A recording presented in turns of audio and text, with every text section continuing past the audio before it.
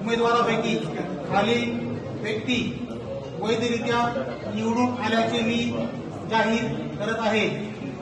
भावनाताई घाणेकर, पक्ष nationalist Congress party, Sharadchandra Pawar यांना मी विजयी घोषित करत आहे।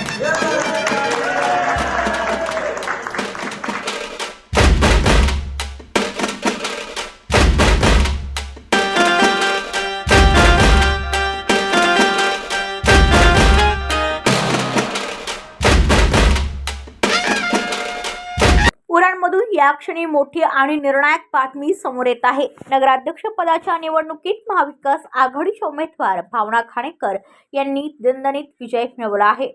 भावना घाणेकर यांनी भाजपच्या उमेदवार शोभा कोळी शहा यांचा तब्बल 1470 मतांनी पराभव करत उरणच्या राजकारणात मोठा उलटफेर घडवून आणला आहे। हा निकाल म्हणजे भाजपा आमदार महेश बालदी यांच्यासाठी मोठा राजकीय धक्का मानला जात आहे। मागील 10 वर्षांपासून उरणमध्ये असलेले भाजपाचे वर्चस्व भावना घाणेकर यांनी खालसा केले आहे। या विजयानंतर महाविकास आघाडीच्या कार्यकर्त्यांमध्ये उत्साहाचे वातावरण असून उरणमध्ये जल्लोष पाहायला मिळतो आहे। तर दुसरीकडे भाजपासाठी हा निकाल आत्मपरीक्षणाचा इशारा मानला जात असून आगामी राजकारणाच्या दृष्टीने हा निकाल अत्यंत महत्त्वाचा ठरणार आहे। उरणच्या राजकारणात नव्या सत्ता समीकरणाची सुरुवात झाली असल्याची चर्चा आता सर्वत्र रंगू लागली आहे। हे सारं यश मी उरणकरांच्या चरणी अर्पण करते।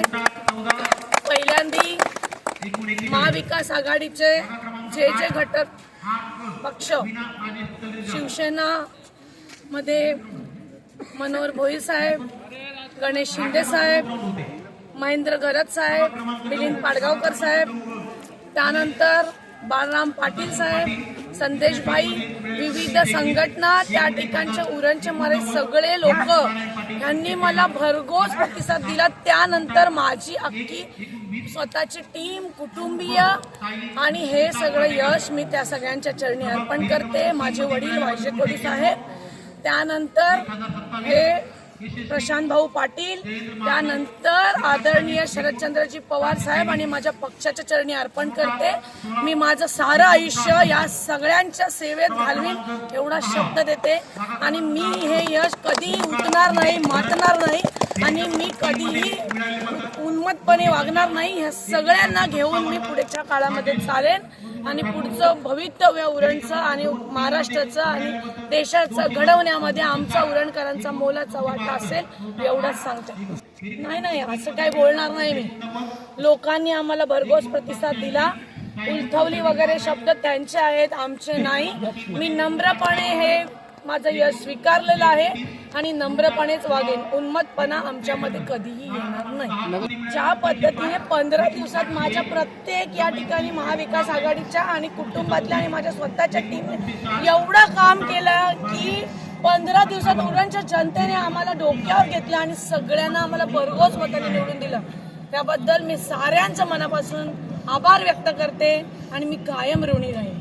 पहारा दिला, कारण आपण बघतोय नेहमी, आपण ऐकतोय EVMच्या संदर्भामध्ये कुठेतरी छेडखानी झाली, ती होऊ नये बस इतकंच। आणि दुसरा एक त्यामध्ये उद्देश होता की इलेक्शन झाल्यानंतर भावनाताई कुठेतरी पिकनिकला नाही गेली, इथं थांड मांडून घाट टाकून बसली आणि तुमच्या सगळ्या माझ्या युवकांची ज्या पद्धतीने बीजेपीने उन्माद मांडला होता पोरांना धरपकड करण्याचा, मी स्वतः रात्रीच्या इथे थांबलो, कारण माझ्या या सगळ्या युवकांची जबाबदारी आणि माझ्या सगळ्या कार्यकर्त्यांची जबाबदारी मी घेतली होती।